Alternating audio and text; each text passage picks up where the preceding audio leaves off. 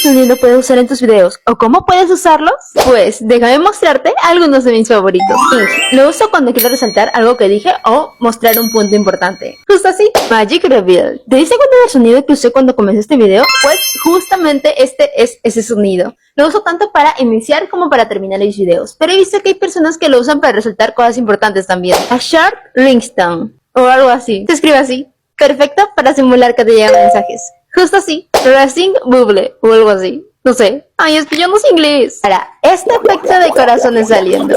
Que es perfecto tanto como para saludar al comienzo del video como para despedirte al final del video. Ahora, dime cuál es el sonido que te gustó más. Y sígueme si quieres conocer más efectos de sonido para tus videos.